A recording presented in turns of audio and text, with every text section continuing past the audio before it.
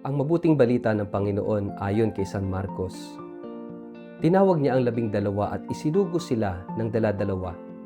Sila ay binigyan niya ng kapangyarihang magpalayas ng masasamang espiritu at pinagbili ng, sa inyong paglalakbay, huwag kayong magdala ng anuman maliban sa tungkod.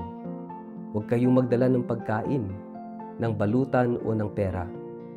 Magsuot kayo ng sandalyas, ngunit huwag kayong magdala ng bihisan. Sinabi rin niya sa kanila, kapag kayo ay pinatuloy sa isang bahay, manatili kayo roon hanggang sa inyong pag-alis sa bayang iyon.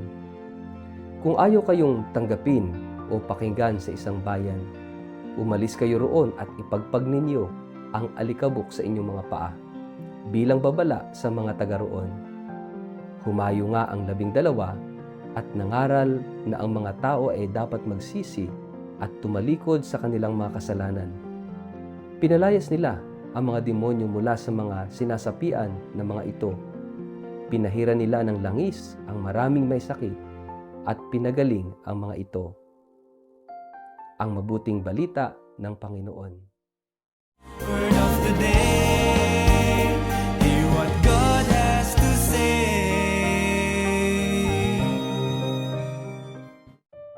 Mapagpalang araw po sa inyong lahat. Kumusta po kayo? Ang ating word of the day ay courage. May mga sandali sa buhay na ang pananampalataya ay hindi nasusukat sa ganda ng ating dasal, kundi sa tapang ng ating paglakad. May mga pagkakataong ang pagsunod kay Kristo ay hindi tahimik na pananatili, kundi matapang na pag-alis. Ganito ang himig ng Ebanghelyo ngayon at isang salita ang malinaw na bumabalot sa buong mensahe. Courage o tapang. Tinawag ni Jesus ang 12 at sinugo sila ng dalawahan.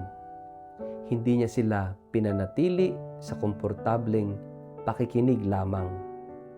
Pinalabas niya sila sa alanganin. Ang pagsugo ay palaging may kaakibat na panganib, hindi lamang pisikal, kundi emosyonal at espiritual. Ang tapang na hinihingi ng Ebanghelyo ay hindi kawalan ng takot. Ito ay ang pagpiling magtiwala kahit may takot. Kapansin-pansin ang mga bilin ni Jesus. Huwag magdala ng labis. Walang tinapay, walang bag, walang salapi. Isang tungkod at sandalyas lamang.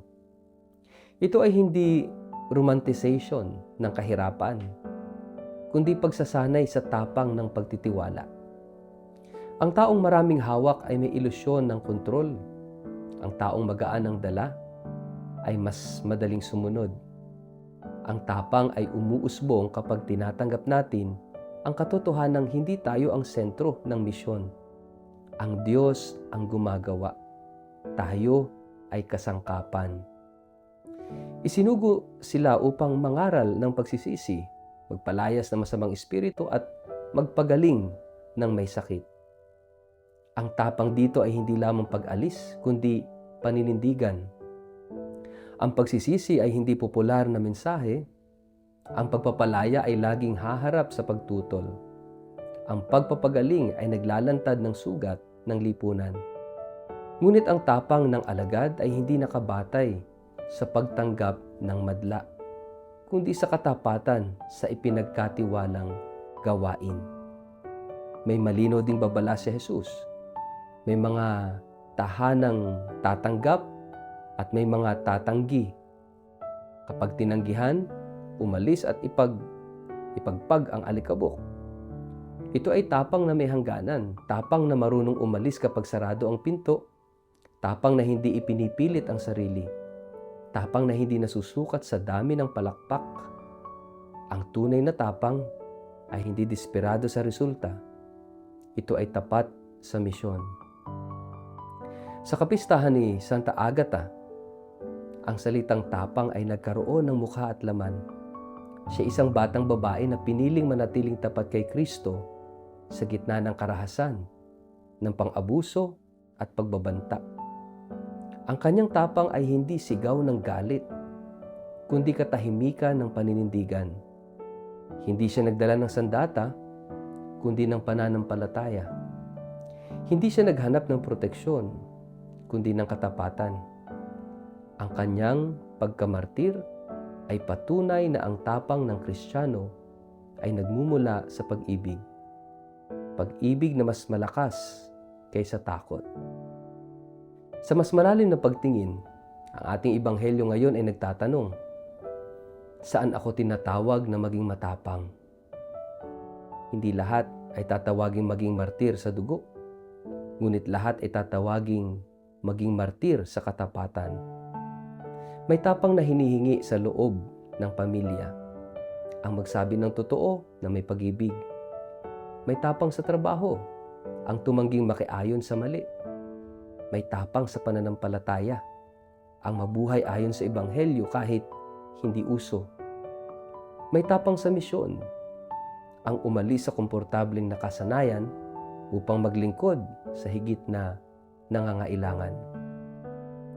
Ang dalawang pagsusugo o dalawahang pagsusugo ay paalala ring ang tapang ay pinatitibay sa pakikipaglakbay. Hindi tayo sinugo upang mag-isa. Ang pananampalataya ay isang komunidad.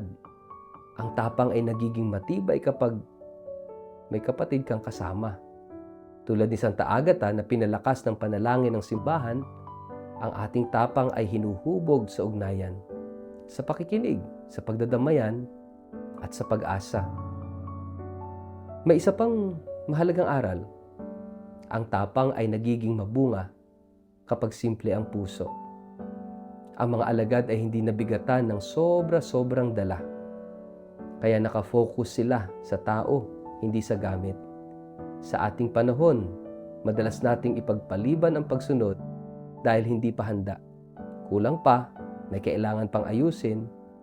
Ngunit ang ebanghelyo ay nagsasabing ang tapang ay nagsisimula sa pag-alis. Ang paghahanda ay kasunod. Kapag ang puso ay handa, ang Diyos ang magbibigay ng kakailanganin. Sa huli, ang ebanghelyo ngayon ay paanyaya sa tapang. Tapang na tahimik ngunit matatag. Tapang na maglakad kahit hindi malinaw ang lahat. Tapang na magsalita kahit may tutol. Tapang na umalis kapag panahon na. Tapang na manatili kapag kailangan. Tapang na magtiwala na ang Diyos ang may hawak ng bunga.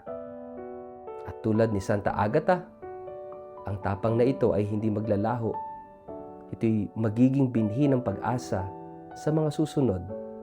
Patunay na ang mabuting balita ay patuloy na gumagalaw sa pamamagitan ng mga pusong handang magsugo. Magandang magnilay at magtanong sa ating sarili.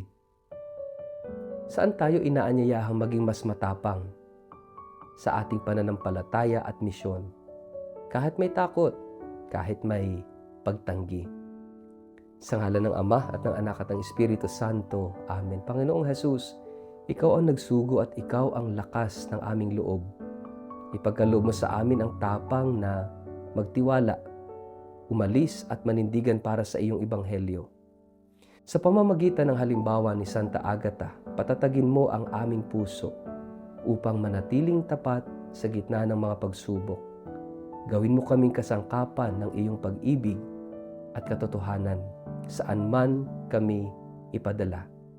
Amen. Pagpalain po kayo't ingatan ng makapangyarihang Diyos, Ama, Anak at Espiritu Santo. Amen.